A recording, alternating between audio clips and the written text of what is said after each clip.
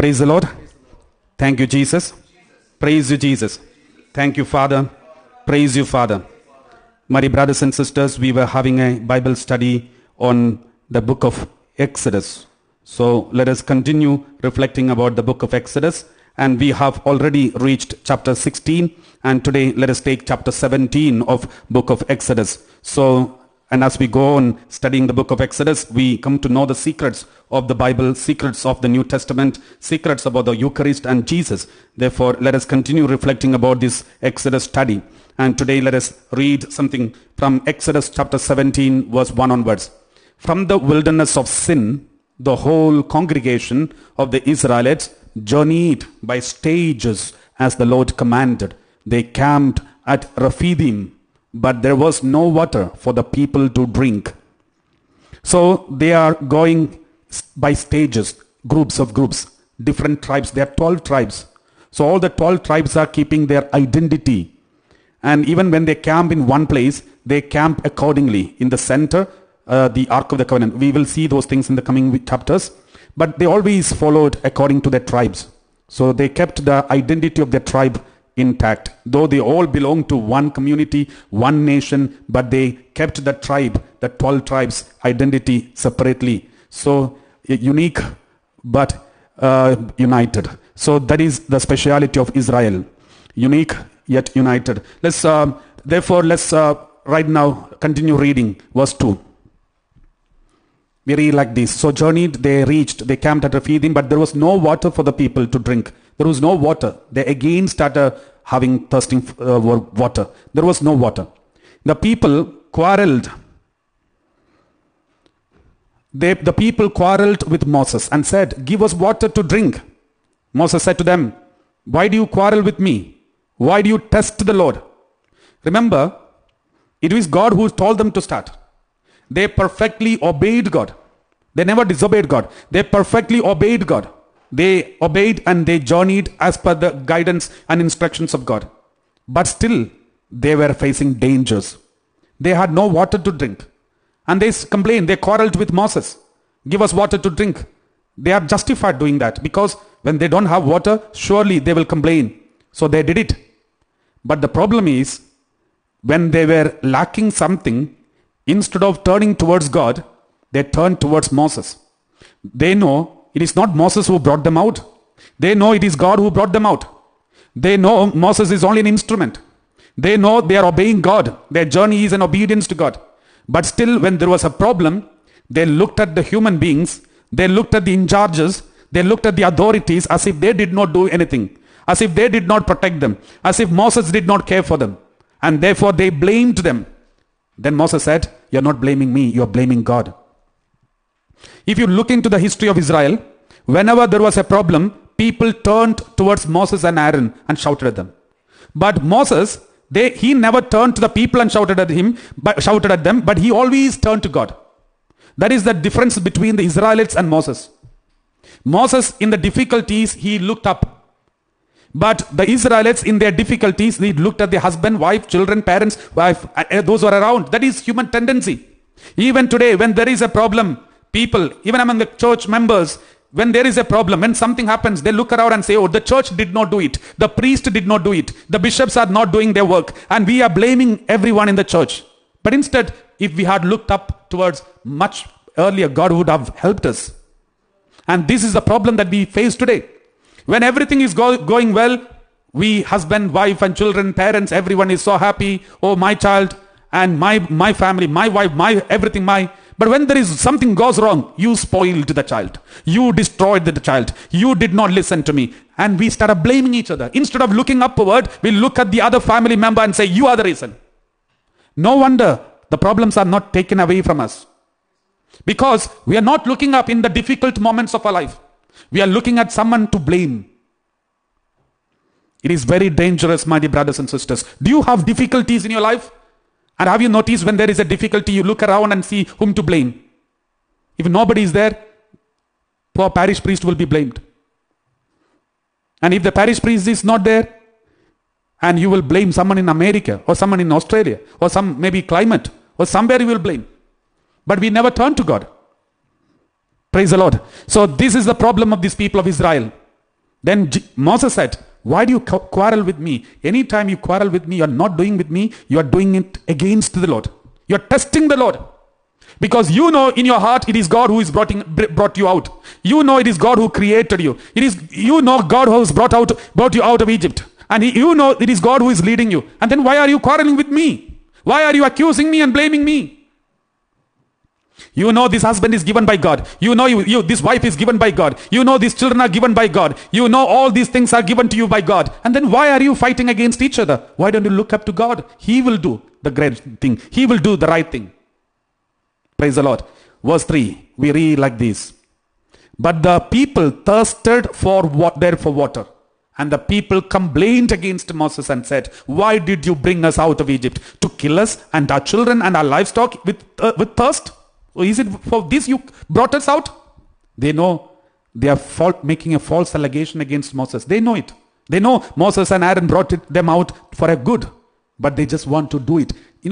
Just baseless allegations. Many of our allegations against the church and against authorities, against our own family members, against a husband, against a wife, we know it is baseless, but we have to say it because there is evil behind it. Most of our allegations against our family members are baseless. We know it. It's baseless. We just want to hurt them. We want to hurt someone when you are in difficulty. We want to hurt someone. When you are wounded, we want to wound someone. Any wounded animal will wound others. That is the nature's rule. If you are wounded, you will wound others. So they were wounded and now they started wounding the leaders. Any community there is wound, then they will wound the leaders. If anybody wounded in a community, they will wound the authority. If anyone wounded in the family, they will wound the head of the family. That is natural rule that is happening in the world. But we should be supernatural. We should never wound others, but heal others. Verse 4, continue reading. So Moses cried out to the Lord, what shall I do with these people? They are almost ready to stone me. Now when there is a problem for Israel, they turn to Moses. When there is a problem for Moses, Moses turned to God. So God answered him. God did not answer to them.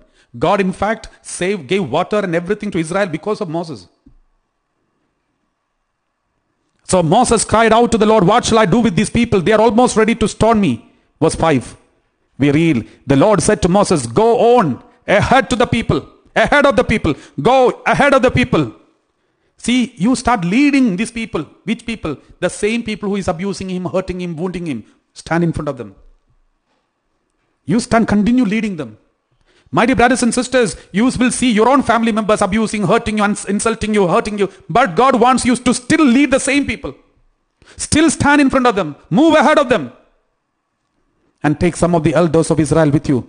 Take in your hand the staff with which you struck the Nile and go. The same staff, take it.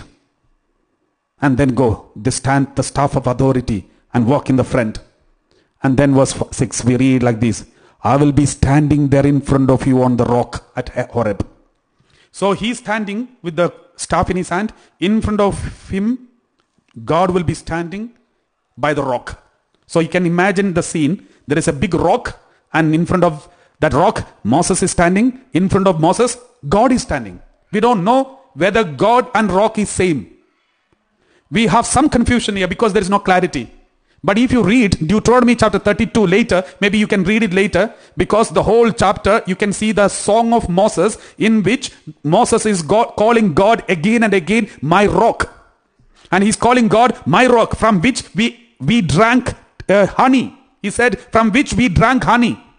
The rock, my rock, from which we drank honey. There is so many description about the rock is mentioned in the Deuteronomy chapter 32. So here you can see the rock and God is identified as same. Because God said, I will be standing there in front of you on the rock. And then at Horeb, strike the rock, and water will come out of it, so that the people may drink and live. Because they were about to die. If they don't drink water for some more days, they will die. The only solution for them to have some water, if they don't have any water, they will surely die. So in fact, this water that comes out of this rock give them life again, resurrected, and new life, new birth. And the rock, hitting on the rock, strike. Why God told him to strike at the rock? It is a pre-shadow of the passion of Jesus Christ, Jesus, who is stricken, wounded, and hurt, and pierced from his side, the water and blood that gushed forth, and through which the life was given to the whole humanity, and the salvation is achieved. And that's how the church is born. A new church came out of his side. You know, when a soldier pierces his side, from there gushed forth water and blood, the living water and life-giving blood that came out, through which the church is built, the church is formed. And that is how the church fathers always say, the sacraments, this is a symbol of sacrament. The water and blood that comes out of the side of Jesus is considered as the symbol of the sacraments, through which the church is born. Everyone becomes new person, new life, saved people, and people of the salvation. And that is pre-shadowed here. For example, this rock is none other than Jesus himself, who is wounded, stricken, and wounded, hurt, and pierced, and then from him the living water flows. Let us read some passages from the Bible. Gospel of John, chapter 4, verse 14. Before that, let us read 1 Corinthians chapter 10, verse 4. 1 onwards. I do not want you to be unaware, brothers and sisters, that our ancestors were all under the cloud, and all passed through the sea. See, Saint Paul is mentioning about the Exodus in the Old Testament. They passed through the sea and they were under the cloud. And then continue. Verse 2. And all were baptized into Moses in the cloud in the sea. So through that going through the water, they were baptized into Moses in the cloud and in the sea. And they became the people united in Moses. And then let's read verse 3. And all ate the same spiritual food. He's speaking about manna, the same spiritual food, which was brought out by Moses. And then, it is the same thing. In the new Exodus, we all are baptized in Jesus Christ, and we all are eating the same spiritual food, that is Jesus Christ himself, and we all are receiving the living water from him. Let's continue. All ate the same spiritual food, verse 4, and all drank the same spiritual drink, for they drank from the spiritual rock that followed them, and the rock was Christ. Praise the Lord. They drank from the rock. They ate the spiritual food, the bread from heaven, and then the drink from the rock. The heavenly bread is Jesus, and the water that they drank, the living water that drank, was from the rock, that is also Jesus Christ. That rock is here, Jesus Christ. Praise the Lord. So that is a free shadow of Jesus Christ. Let us read John chapter 4, verse 14. But those who drink of the water that I will give them will never be thirsty. The water that I will give will become in them a spring of water gushing up to eternal life.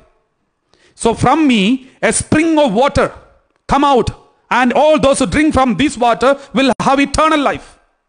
In fact, when Israelites were Moses struck on the rock, a spring, a river of water came out of this rock. That is what we read in the Psalm 105, verse 41.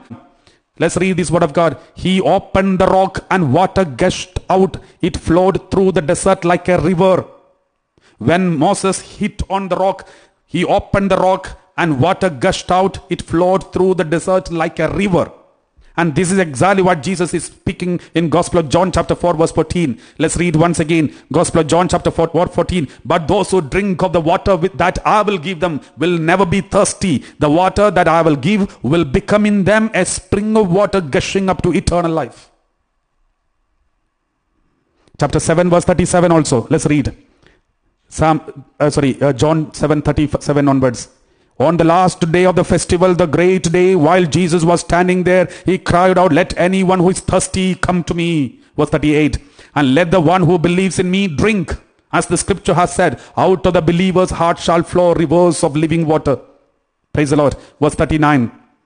Now he said this about the spirit which believes in him but to receive. For as yet there was no spirit because Jesus was not yet glorified. Praise the Lord. This is the work of the Holy Spirit. This living water is nothing but the work of the Holy Spirit. That is why the sacraments are mentioned in the church. Praise the Lord. Let us go back to the book of Exodus chapter 17 and continue reading. He called the place Massa and Meribah because the Israelites quarreled and tested the Lord, saying, is the Lord among us or not? So they doubted God, whether God is there among us or not. They have already got so many God experiences, but still they doubt. You may have already many experiences of God experiences, but still you have doubts. So that is how human beings are. Let's read verse 8. Then Amalek, the first fight starts. The first one to fight against Israelites were Amalekites. The Amalek came and fought with Israel at Rephidim. Now this is the first time they are going for a battle against another country. Amalekites were considered as the worst of their enemies. And these people, they secretly come from behind. Especially when we go as a caravan, all the people of Israel, the strong men used to go in the front. The children and women and animals and all those things come. The animals and all those their food and all the collection of things, the items of their family, they carry it and slowly drag it from behind. So these Amalekites, normally they come and fight against Israel, not from the front. They used to come from behind and take all their belongings, food and gold ornaments, and take their wife and children and take them as slaves. So that's how the Amalekites used to come against them. And they were attacked many times, and now they have decided to fight against them. Now let's read verse 9. Moses said to Joshua, now for the first time Joshua is mentioned here. Joshua and Jesus, the same name. So now Moses said to Joshua, choose some men for us and go out, fight with Amalek. Tomorrow I will stand on the top of the hill with the staff of God in my hand. Now you can see two symbols. In the valley, fighting against Amalek. Amalek is also a symbol of the devil. Amalekites, who are the liars, who are coming and stealing his people, stealing the people of Israel secretly. So they are the symbol of the devil. And then they are fighting against the Amalekites in the valley and praying on the mountaintop. So if you remember this connection, you can see Jesus did the same. On the mountaintop, he used to pray and he used to come and cast out the devil on the valley. So if you remember what happened when Jesus was praying on the Mount Tabor, when he came down, there was evil spirit coming, possessed man, and Jesus is casting out evil spirit because his disciples could not do the same. So this parallelism you can see here. And Moses said to Joshua, choose some men for us and go out and fight with Amalek. Tomorrow I will stand on the top of the hill with the staff of God in my hand. The staff is, and with the staff, a wooden staff, Moses standing on the mountain, lifting up the hands like this with the sign of the cross, and then praying. And in the valley, the Israelites fighting against the enemies. And let's continue, verse 10. So Joshua did as Moses told him and fought with Amalek, while Moses and Aaron and Hur went up to the top of the hill. 3 people, they went up to the mountain top. And then verse 11. So whenever Moses held up his hand, Israel prevailed, and whenever he lowered his hand, Amalek prevailed. What does it mean? Why it is mentioned so strongly? When Moses was in the shape of the cross, holding his staff in his hand, and he was in the shape of God, shape of the cross, there was victory for Israel. But when that shape is removed, there is defeat for Israel.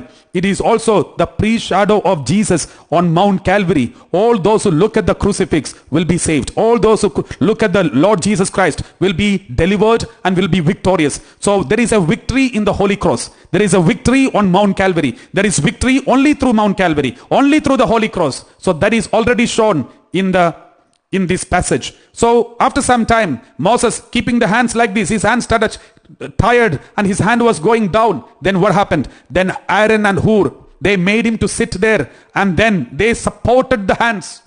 They supported the hands. What does it mean? It is the role of all the Christians. We are the people who are supporting the hands of Jesus Christ, so that we become one and the victory will be for us. That is what we read Colossians chapter 1 verse 24. We read like this: I am now rejoicing in my sufferings for your sake, and in my flesh I am completing what is lacking in Christ's afflictions for the sake of his body, that is the church. Moses, when he was lifting up the hands, the church is fighting against the evil one down in the valley. Moses is lifting up the hands, and then Aaron and Hur, they are also joining in the afflictions of Moses. It is not that Moses is not suffering enough, but Aaron and Hur, they are also joining in the afflictions of Moses, the pain of Moses, by offering their pain, their sacrifices, along with the sacrifice of Moses, and lifting his hands up for the sake of the church who is fighting against the evil at the valley. So that is the meaning here in the Colossians. That is the role of every Christian. Why do we do mortification, fasting, prayers, and all the sacrifices we do? Why do we do this? We are doing the same duty that is seen in the life of Aaron and Hur, when they lifted the hands of Moses, so that the church who is fighting against the evil one will be victorious. And that is seen here in this pre-shadow. Praise the Lord. We'll read Exodus chapter 17, next word. Exodus chapter 17 verse 12. But Moses' hands grew weary. So they took a stone and put it under him, and he sat on it, and Aaron and Hur held up his hands, one on one side and the other on the other side. So his hands were steady until the sunset. It also shows the role of Jesus Christ at the right side of the Father until the last moment of this world. He is interceding for us in everlasting intercession. He is interceding for us till the last moment. Jesus said, I will never leave you orphaned. I will come to you. I'm coming to you. Jesus never abandons us. He's sitting at the right side ever and interceding for us until the last moment of this world. Verse 13, we read like this. And Joshua defeated Amalek and his people with the sword. Remember, it is very clearly mentioned, Joshua defeated Amalek. The evil symbol of Amalekites are the symbol of the evil spirit. Amalek and his people means evil spirit, the Lucifer and his followers with the sword. What is the speciality here? Why the Bible speaks about the sword specially? Why can't see what a word of God say, and Joshua defeated Amalek and his people? Why it's mentioned with the sword? The sword is also, remember, the word of God.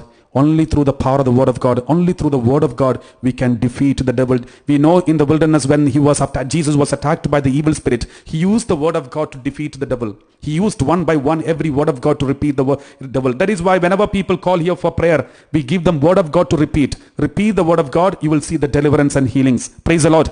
Thank you, Jesus. Verse 14. Then the Lord said to Moses, write this as a reminder in a book, and recite it in the hearing of Joshua. I will utterly blot out the remembrance of Amalek from under heaven. So the Lord says, write it down. You know, many places God tells Moses to write it down, write it down, write it down. Anytime when there is something special happens, God says, write it down. We all know the first 5 books are written by Moses. And it's believed that first 5 books are written by Moses, because God himself told him to write it down, because God knows these are going to be the next holy books. So God was telling, so human beings wrote Bible, but it is inspired by God himself, by the Holy Spirit. Praise the Lord.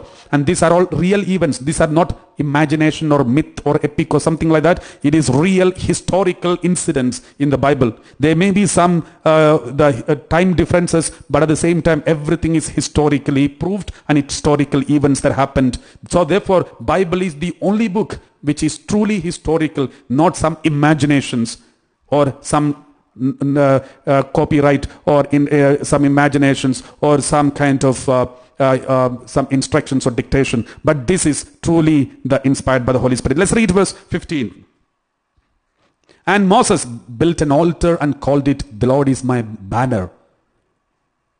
Yahweh the Nissi. So, and Moses built an altar and called it, the Lord is my banner. Verse 16.